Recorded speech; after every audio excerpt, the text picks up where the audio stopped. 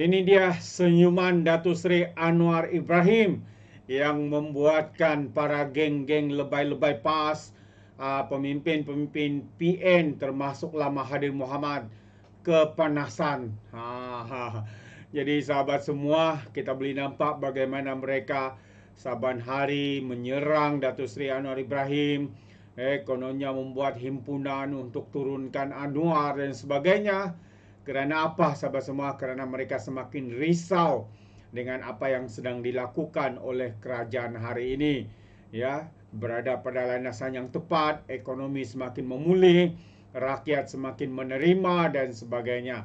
Jadi sekali lagi seperti mana yang anda tahu, Datuk Seri Anwar Ibrahim sekarang ini berada di negara Brazil ya untuk perjumpaan BRICS, dan dalam satu ketika Datuk Seri diberikan ruang juga untuk memberikan pandangan ucapan beliau di dalam BRICS Business Forum.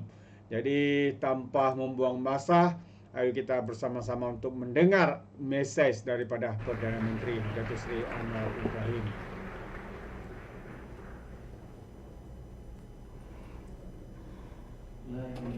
Yes, appreciation to President Lula de Silva, the government of Brazil, and the National Convention of Confederation of Industry for your gracious hospitality.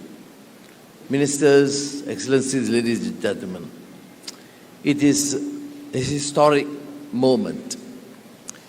For those of you who have been following the antecedents of history, who realize the attempt to save the voice of newly emerging economies and countries post-colonialism was by Sukarno of Indonesia, Chow En-lai of China, Jawaharlal Nehru of India, Nkrumah of Africa.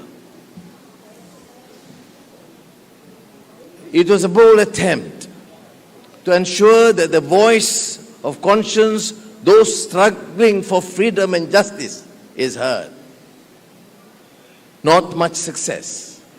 It was a bold attempt. Then we have a non-aligned movement.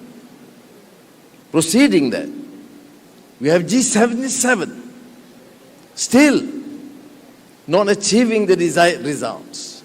Now, I salute you, President Lula, for having the courage to proceed with a clear vision, a clear commitment to voice the concerns, aspirations of the people, particularly of the Global South.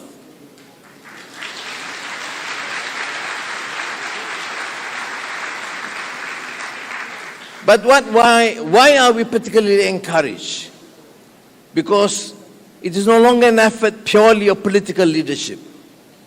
Political leaders have a role to initiate this reform. But what is spectacular in BRICS is because of the participation of the business community, the private sector, that would complement this effort and make sure that the voice of reason, the voice for justice, is heard and implemented together with the political leadership and the business community that we see today, women, youth, and the private sector. I salute you all for this attempt.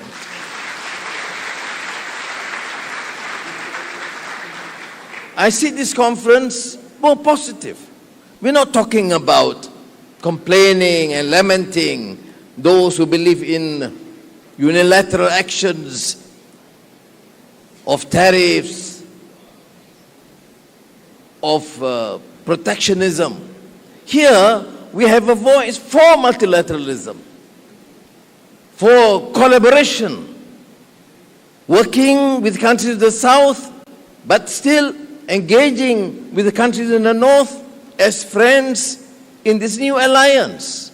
But we want to make sure that we speak from the position of strength, not weak ex-colonial countries, but as independent countries with certain position. And now you see, from aeroplane to technology to AI to food technology, you have this new strength emerging from emerging economies, and I think you can make a difference. And I believe that this BRICS attempt, it will be of some significant success that would alter and cause a change in the course of history of mankind. Thank you very much for this attempt. I come from Malaysia, and in ASEAN, we deliberate these issues. One, we must be cohesive. We must speak as one, based on multilateral arrangements. We must try and promote the principle of centrality, befriending everyone, supporting a just cause. But it's no longer plain rhetoric and political platitudes and statements. It's through concrete action. That is why one of the pillars in ASEAN is the business community. We must increase intra-ASEAN trade. Now, we must increase intra-BRICS trade. We have enormous potential to increase, because only with that strength can we safely, fairly, justly negotiate with all other partners multilaterally. We must demand a change, democratic, just, international and multilateral organization, from the United Nations to WTO to IMF and the World Bank. I again support the position taken by President Lula, one of the courageous leaders that we find today, to voice on behalf of those who have been left unheard. So thank you, my friend.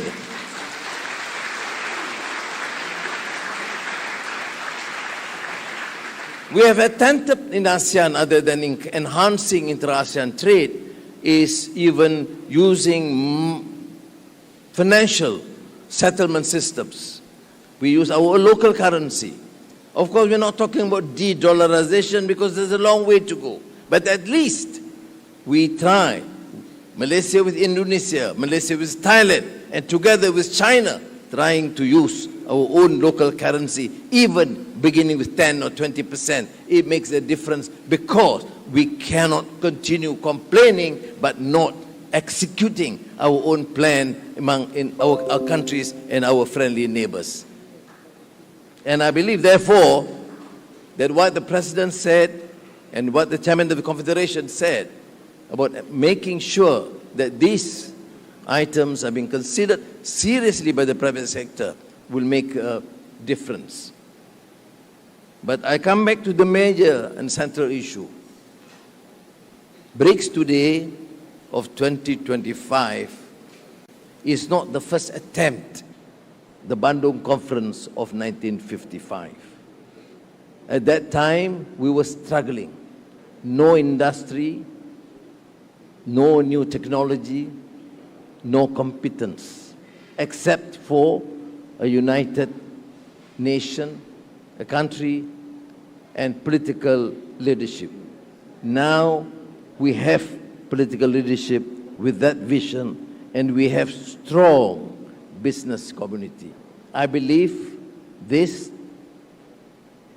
collaboration with women and the young, government and the private sector, and civil society, we will make a difference. I thank you again, Mr. President. See you in Kuala Lumpur in October. Thank you.